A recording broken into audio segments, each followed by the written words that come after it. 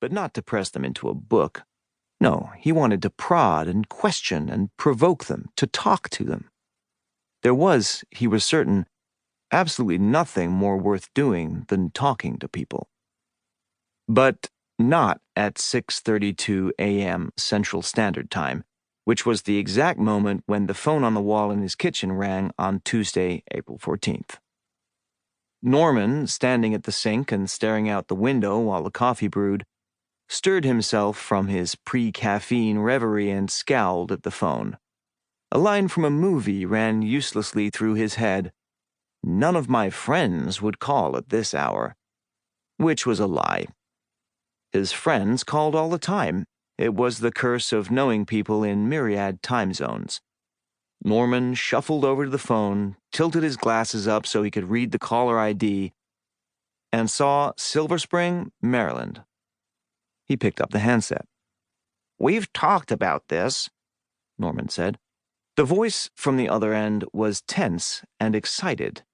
"Did you see any imaging from GOES 16 in the past 24 hours?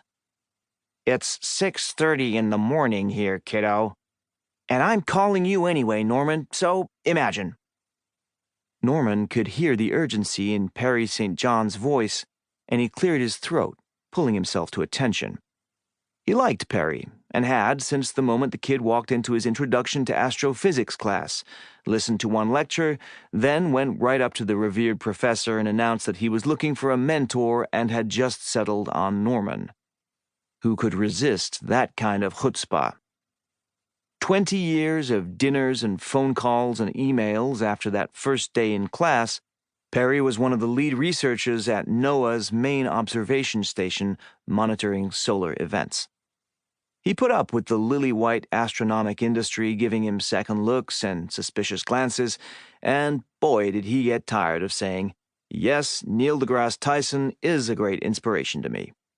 But he stayed with it, even when they started pushing him into media interviews just so they could have a black face out there, because it was the job he was born to do.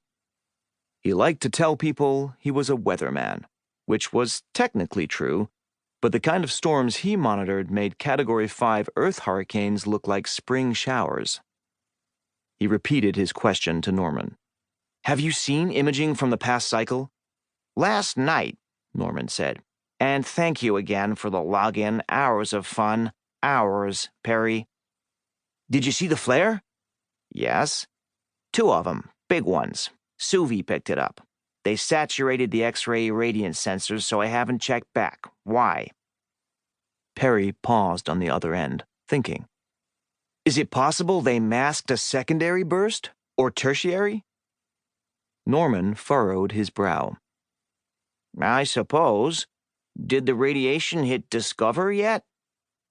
Discover, the Deep Space Climate Observatory satellite, had been a crucial tool in the monitoring of space weather in general and solar activity in particular since late 2015, when, after its successful launch, it took up its orbit at Lagrange Point 1, a neutral gravity sweet spot about 1 million miles from the Earth.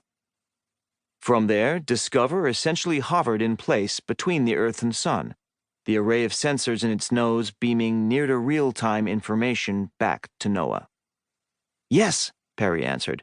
"They'll miss Earth by 7 degrees in about 45 minutes. It's what's behind them I'm talking about." "What's behind them?" "There was a third flare, 0 degrees of inflection, and it's moving through cleared space. New images are posted in the nowcasting. Take a look, I'll wait."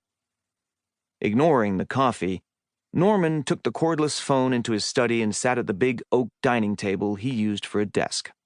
He flipped open his laptop, cradled the phone on his shoulder, and went directly to the NOAA site that featured integrated images from GOES 16 and NASA's orbiting Solar Dynamics Observatory. To the untrained eye, the sets of solar images and strings of data on Norman's screen would have been meaningless.